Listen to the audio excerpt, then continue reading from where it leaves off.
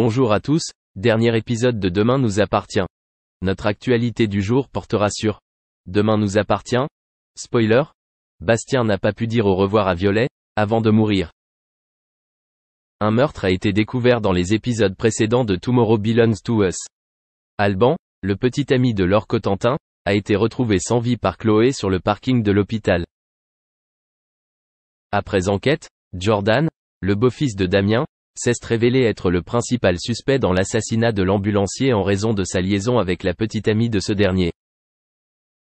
Après la découverte de l'arme du crime dans ses affaires, Jordan est interrogé par Karim. Comment le beau-père de Damien va-t-il réagir face à cette situation? Pendant ce temps, Diego et Camille se rapprochent. Comment Maud va-t-elle se comporter face à cette complicité? Et la semaine de congé en amoureux de Martin et Raphaël? Cette dernière était un peu inquiète de laisser ses deux filles seules. Et la santé de Bastien? Dans les épisodes de Tomorrow Belongs to Us de cette semaine, Jordan est arrêté par la police après la découverte de l'arme du crime. Après analyse, le sang d'Alban a bien été retrouvé sur le couteau. Mais le jeune homme continue de clamer son innocence.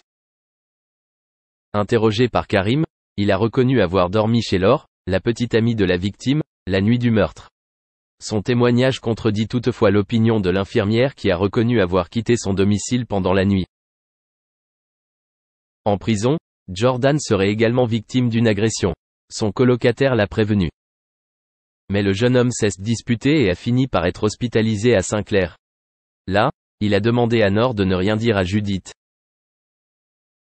Merci d'avoir regardé et à la prochaine vidéo. N'oubliez pas de vous abonner à notre chaîne. En attendant, dites-nous ce que vous en pensez dans la section commentaires ci-dessous. C'est ça. Maculaire qui touche son œil droit et qui, à terme, peut entraîner la cécité. Mais pas question pour elle de lâcher prise. Elle veut se battre pour elle, mais également pour les autres, personne n'est à l'abri de ces maladies. J'avais 12 de vision à chaque œil quand un jour un rideau est tombé devant mes yeux, je suis une battante. Aujourd'hui il faut que je combatte aussi pour les autres. Ingrid Chauvin est une actrice d'une rare beauté et à l'impressionnante carrière. L'actrice de renom met à profit sa célébrité pour défendre une cause qui lui tient particulièrement à cœur depuis de nombreuses années, la lutte contre certaines formes d'infertilité. Elle nous en dévoile par là même davantage sur sa propre condition, et sur son passé douloureux. Un téléfilm sans Ingrid Chauvin, c'est comme un bout de fromage sans pain. C'est bon, mais ça manque de consistance et de saveur. Effectivement, on est habitué à la voir en tête d'affiche de tous les plus grands succès télévisuels de ces 27 dernières années. Enfin, peut-être pas au tout début. Ingrid Chauvin a commencé sa carrière au jeune âge de 21 ans, dans des séries de AB Productions.